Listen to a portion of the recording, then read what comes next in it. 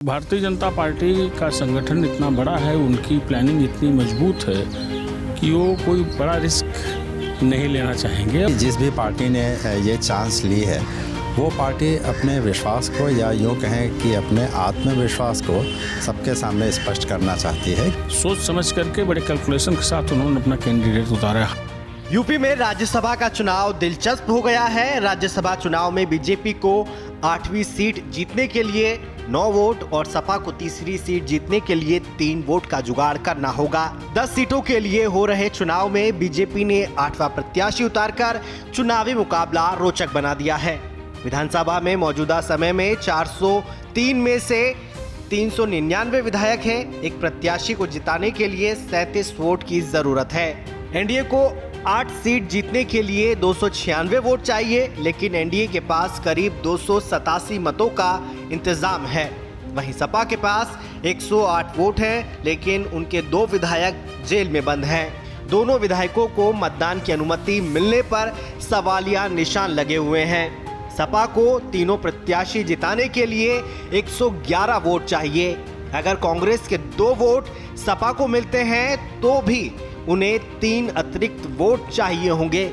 दरअसल सपा विधायक अब्बास अंसारी जेल में है।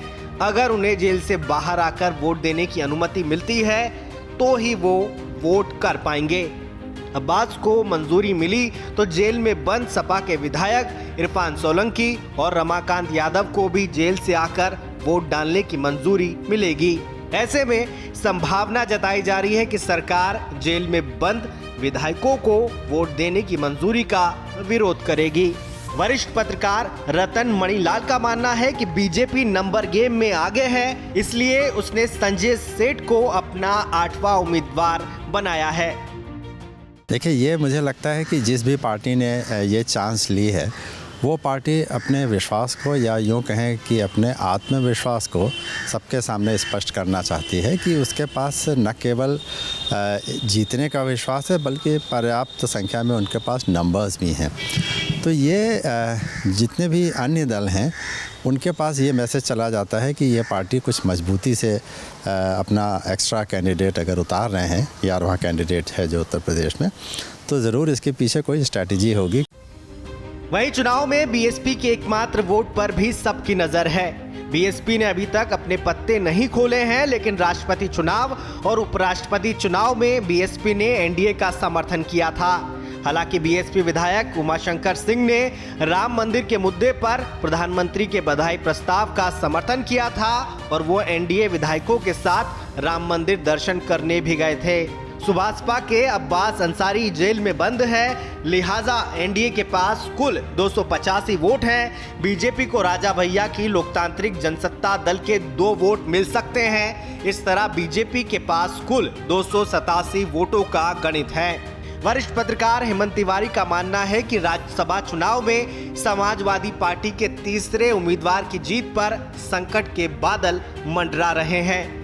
अखिलेश के लिए सबसे बड़ी चुनौती अपने विधायकों को एकजुट रखने की है। आरएलडी और सुभाषपा अब बीजेपी के पाले में है, लिहाजा सपा मुश्किलों से घिर गई है। भारतीय जनता पार्टी का संगठन इतना बड़ा है, उनकी प्लानिंग इतनी मजबूत है कि वो कोई बड़ा रिस्क नहीं लेना चाहेंगे और सोच समझ करके बड़े कैलकुलेशन के साथ उन्होंने अपना कैंडिडेट उतारा है। हालांकि उनको कम से कम 8 विधायकों की और ज़रूरत पड़ेगी अपने 8वें के कैंडिडेट संजय सेठ को जिताने के लिए, तो कुछ न कुछ उनके मस्तिष्क में होगा।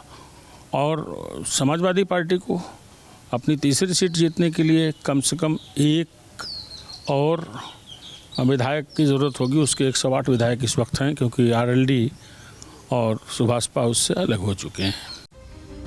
इधर निर्वाचन अधिकारियों की माने तो 10 सीटों के लिए हो रहे चुनाव में 12 प्रत्याशी मैदान में होने के चलते अब पहली और दूसरी वरीयता के मतों के आधार पर वोटों की गिनती होगी। पहले ही बार में जिन्हें 37 वोट मिलेंगे उन्हें पहले ही विजय घोषित किया जाएगा। इसके बाद दूसरी वरीयता में मतों की गिनती की जाएगी। दूसरी वरीयता में जिस प्रत्याशी के पास ज्यादा वोट होंगे वो विजेता साबित होगा। सभी दलों की ओर से पार्टी प्रत्याशी के समर्थन में मतदान करने के लिए व्हिप जारी किया जाएगा। सभी विधायकों को पोलिंग एजेंट को अपना मत पत्र दिखाते हुए मतदान करना होगा। लेकिन अगर किसी विधायक ने पार्टी व्हिप के खिलाफ जाकर वोटिंग की तो भी उसकी सदस्यता पर या मत पर कोई असर नहीं पड़ेगा। खैर, बीजेपी कई राज्यों में तय संख्या ना होते हुए भी राज्यसभा चुनाव जीतती रही है। ऐसे में यूपी में बीजेपी सपा पर भारी पड़ेगी या नहीं, ये देखना दिलचस्प रहेगा और नतीजे का असर लोकसभा चुनाव में विपक्षी एकता पर भी साफ दिखाई देगा। रतीश त्रिवेदी, श्रेष्ठ यूपी।